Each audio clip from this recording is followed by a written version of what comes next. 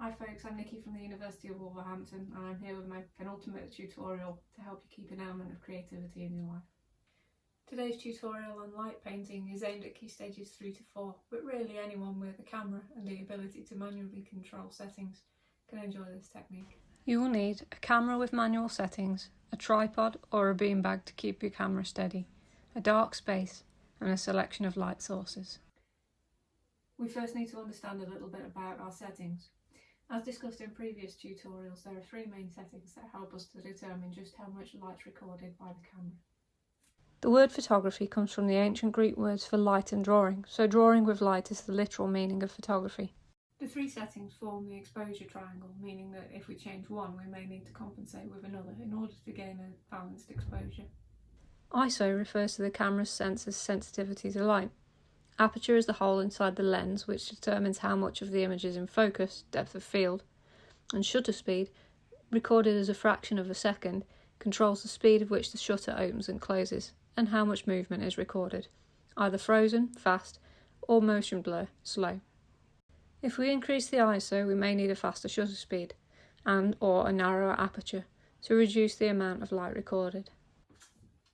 It's also worth noting that too high of an ISO may result in noise, imperfections or slight glitches in the image. How much noise you're prepared to put up with is a personal choice.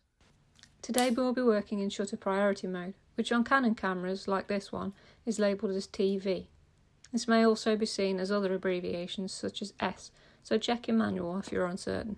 Shutter priority mode is a semi-automatic mode which enables us to control the camera's ISO and of course shutter speed, while the camera determines a suitable aperture based on available light levels. Because we'll be slowing our shutter speed right down today, creating long exposures and recording moving light as motion blur, we need to keep the camera steady.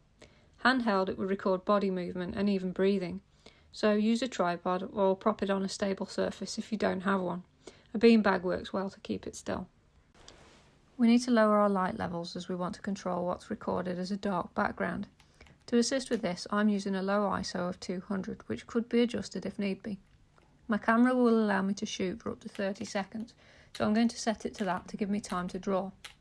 You can buy a piece of equipment called an intervalometer, like a remote control, and use the camera's bulb mode, which will extend this time, but it's not necessary at this stage. Once you're in the dark, it's best to focus on your light source before you start drawing to ensure a crisp line. Position it at a distance from the camera you intend to draw, before focusing, as movement towards or away from the camera will result in a shift in focus. When you're ready, start exposing. If like me you're on your own, you could try using a self-timer to allow yourself to get in position before the shutter actually fires. Now draw away. Remember that anything you write will be mirrored, but this could be flipped later when editing, or you could practice your mirror writing.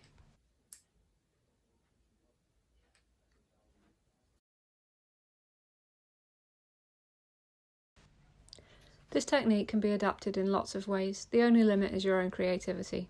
Try drawing around another person or object and shining a light from the front for the final seconds of the exposure. Try swinging fairy lights or light up toys. The possibilities are endless.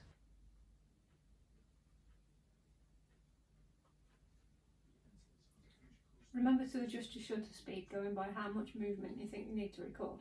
Does it really take you 30 seconds to write your name? I hope you've enjoyed this tutorial and you'll consider sending us some of your results.